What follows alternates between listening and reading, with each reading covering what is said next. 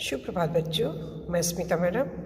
आज हम लोग कक्षा छठी के पाठ 10 संगीत स्वामी हरिदास को पाठ लेके मैं उस पर उपस्थित हुई हूँ।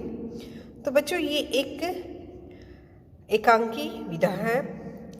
इस एकांकी में, इस नाटक में सम्राट अकबर के बारे में बताया गया है कि वो संगीत प्रेमी बहुत अधिक है।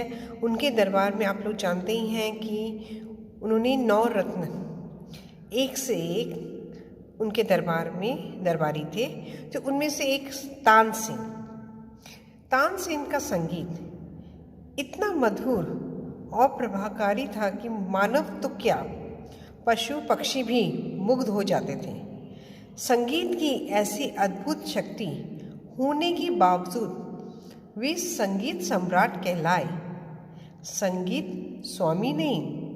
दूसरी ओर संगीत स्वामी हरिदास थे, जो प्रभु के लिए गाकर संतोष का अनुभव करते थे। उनके संगीत में ऐसा माधुर्य था कि सम्राट अकबर को उनका संगीत सुनने के लिए सेवक का वेश धारण करना पड़ा। तो इस एकांकी में सम्राट अकबर के संगीत प्रेमी के बारे में बताया गया है। तो यहाँ पर सबसे पहले आप लोग को देख लेते हैं कि पात्र परिचय कौन कौन से हैं। तो यहाँ पर बताया गया है बच्चों, अकबर जो है वो संगीत के बहुत ही प्रेमी थे। तानसेन तो उनके दरबार में थे ही, लेकिन वो स्वामी हरिदास जी के संगीत को सुनना चाहते थे, उन्हें अपने दरबार में रखना चाहते थे। लेकिन स्वामी हरिदास जी ने उनके आमंत्रण को इनकार कर दिया और वो कहते थे, मेरे लिए, प्रभु के लिए संगीत गाना वो मुझे अच्छा लगता है और उसी में मुझे संतोष अनुभव होता है। तो उनके संगीत को सुनने के लिए तानसेन और अकबर वेश धारण करके उनके आश्रम में जाते हैं और उनके संगीत को सुनते हैं। तो इस पाठ के माध्यम से तो यहाँ पर बताया है कि हमारे देश में कितने प्रकार के लोग संगीत, कला प्रेमी, अनेक राजा महाराजा हुआ करते थे। तो एक नटनटी के द्वारा यहाँ पर नाटक का आरंभ उन लोग के द्वारा होता है।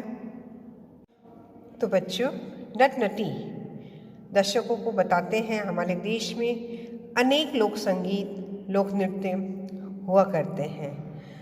और उत्तर भारत में जो शास्त्रीय राग रागनियाँ गाई जाती है उसे हम लोग हिंदुस्तानी संगीत कहते हैं। और जो दक्षिण भारत में राग रागनियाँ गाई जाती हैं उन्हें हम कर्नाटक संगीत कहलाते हैं। इसी तरह और भी हमारे देश में अनेक प्रकार के शास्त्रीय नृत्य, जैसे उत्तर भारत में कथक, दक्षिण भारत में भरतनाट्यम, उड़ीसा में कुचिपुड़ी, केरला में, इसी तरह हमारे देश में अनेक नृत्य किए जाते हैं।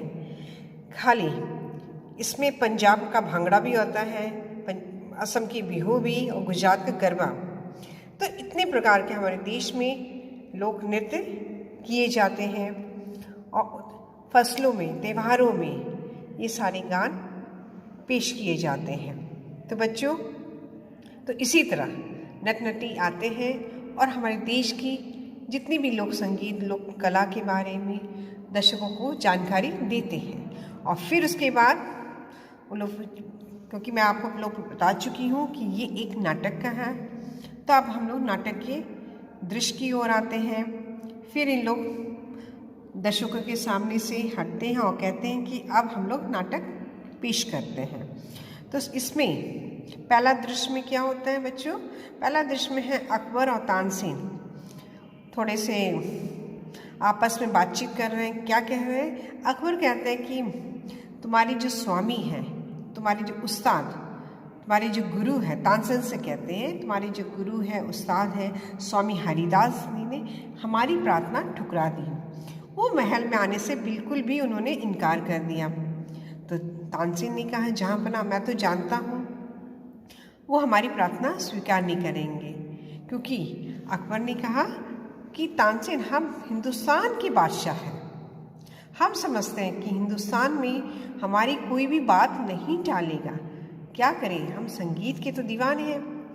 तो अकबर तो संगीत के बहुत दीवाने हैं, उन्हें तो संगीत से बहुत प्रेम है और वो हमेशा चाहते हैं कि उनके दरबार में संगीत कला की हमेशा उन्हें बढ़ावा मिले, उन्हें प्रोत्साहित किया जाए। तो इसीलिए स्वामी हरिदास जी को अपने दरबार में बुलाना चाहते थे, लेकिन स्वामी हरिदास जी ने उनके स्वीकार को, उनकी प्रार्थना के स्वीकार को उन्होंने इनकार कर दिया। तब अब इन दोनों सोच में पड़ जाते कि हम उनसे कैसे मुलाकात करें। उनके संगीत को वो सुनना चाहते थे। तानसेन तो उनके दरबार में थे ही, लेकिन कहते थे कि मुझे आपके गुरु के संगीत को सुनना है, उन्हें देखना है और किस प्रकार हम लोग उनके संगीत को सुन पाए। तो इस तरह, तो बच्चों, इस तरह आज की कक्षा का मैं समापन करती हूँ। अब दूसरा दृश्य को लेकर मैं अगली कक्षा में उपस्थित होंगी। आज के लिए धन्यवाद।